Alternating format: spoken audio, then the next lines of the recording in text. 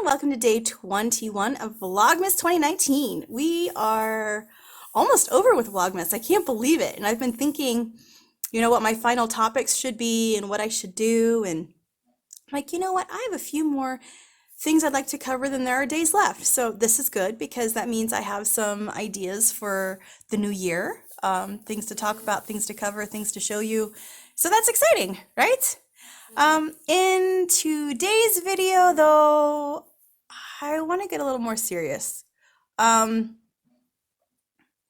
of going off of the end of yesterday's video, which was about alpaca halters. Don't abuse your animals by having them on all the time.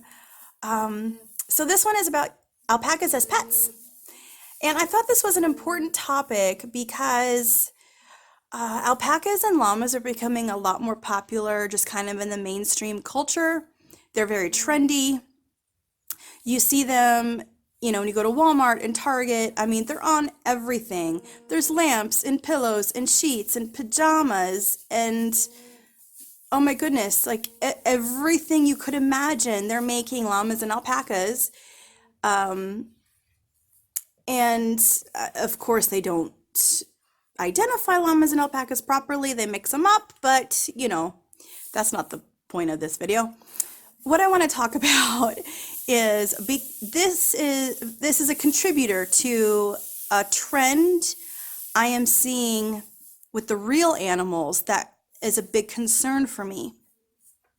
Within the alpaca world, there is the term pet, and pet just means they're not going to be used for breeding. Whoever owns them doesn't really care about the fiber, they think they're cute, they like them, they want to take care of them, kind of more of a hobby. But in that circumstance, the animal truly is taken care of well. Okay, so that's within the alpaca industry. There is that term.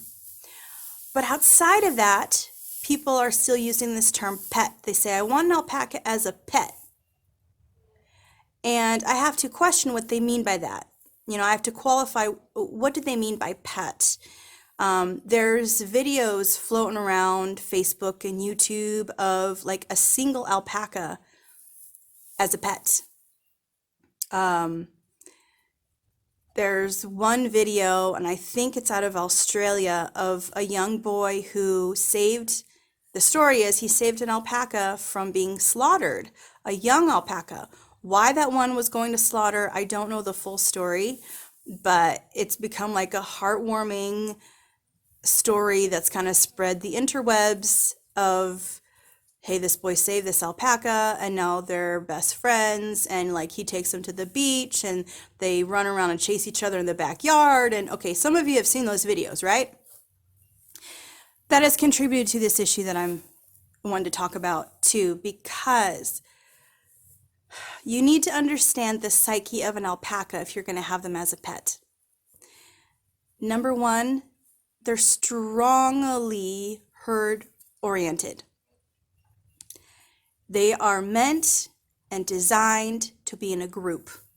They are never, ever, ever, ever, ever meant to be by themselves. When they're by themselves, they will be stressed, they will develop ulcers, and they will die prematurely. And in many cases, I think people have the best of intentions. They're just unaware of how these animals actually work. Alpacas are not dogs, they're not cats, they're not many other things, they're alpacas. So one example of this is a function of the herd at night. You'll see, especially out here, right? Out here under the lean-to, right near the lean-to, they all cush down for the night. And some of them, when they're sleepy, they'll lay their head down on the ground and close their eyes and go to sleep, right? But there's always one that is awake and watching. Alpacas are prey animals, meaning other animals hunt them. So instinctually, they want to be on the lookout for animals that are going to harm them. So at night, when everyone is sleeping and vulnerable, someone's always on the lookout for such things. And they take turns throughout the night being the lookout. It inherently happens in a group when they're all together. This is just one of those functions of the herd mentality, okay? How the herd functions together. When you have an alpaca by themselves, they feel the need to always be on the lookout, which means they don't rest very well. And they don't have the security of other members of the herd to kind of take up some of that responsibility and let them really rest. All right, so when you have an alpaca by themselves, that's where part of that stress comes from. They're always on alert, they don't sleep well because they can't really relax. What I have discovered is that other animals don't take the place of an alpaca. I think even a llama. You'll notice llamas and alpacas are cousins. They're closely related. There's a lot of similarities. But yet, the llamas stay together, the alpacas stay together a lot of the time. You know, if there's only one llama, of course, they're with the alpacas all the time because they don't want to be by themselves either.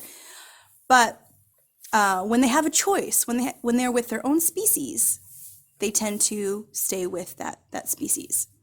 Okay, so you might think, hey, I'll put them with my goats or my sheep or my whatever I got, donkeys or horses or whatever you may have.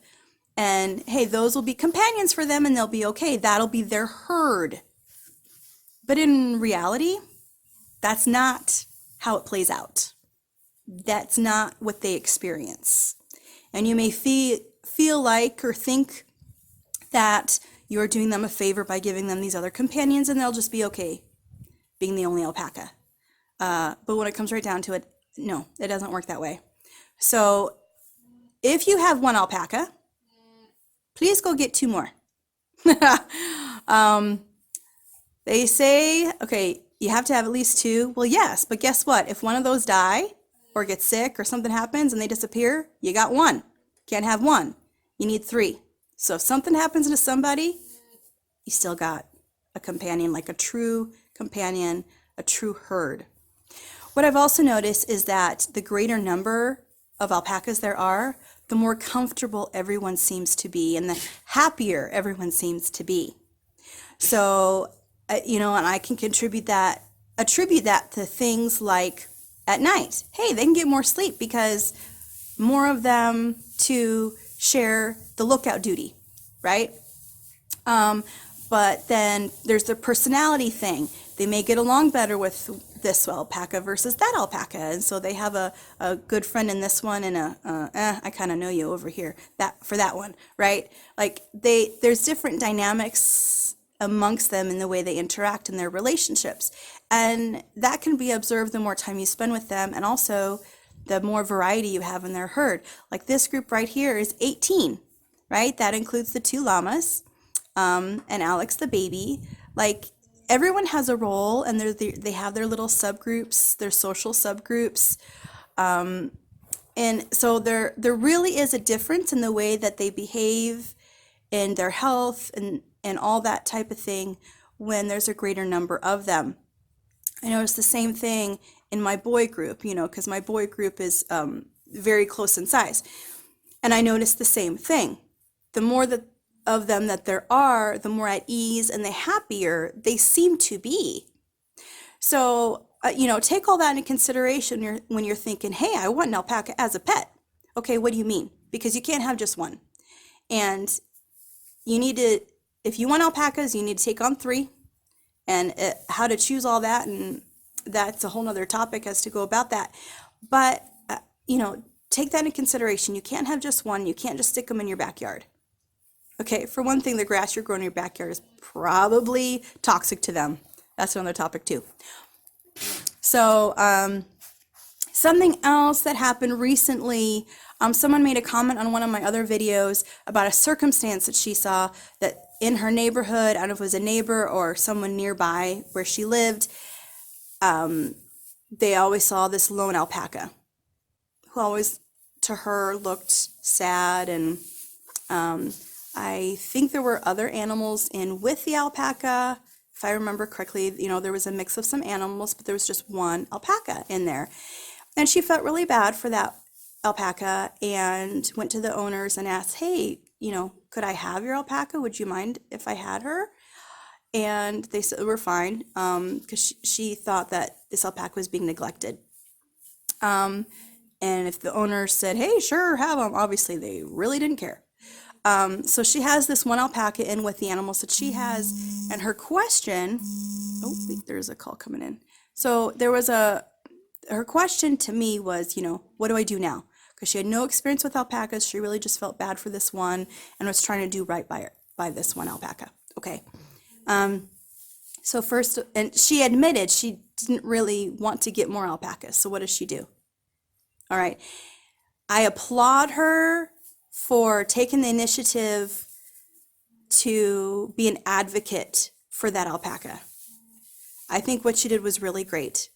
Next step, she has to decide, all right, if I really don't want alpacas, then I need to rehome this one because I can't have just one. Find alpaca farms in the area. There's a bunch of alpaca groups. There's an alpaca rehome group. Go on alpacainfo.com, which is the Alpaca Owners Association of America, AOA. You can do a farm search on there by state and find one near you. I think you could just enter in a zip code or something. But find a new home for that alpaca if you can't honestly keep him or her, right? Or you go and get yourself at least 2 more. And welcome to the life of alpacas. And then I have a bunch of other videos that would be of help to you. But please, don't have just one. All right. I would be curious your thoughts on this for those that have experience in this. And for alpaca owners, I'm sure you run across this from time to time and you get questions about this as well. I'd be curious to hear your stories. And let's really be advocates for these wonderful animals and give them the lives that they truly deserve. All right, I'll see you tomorrow.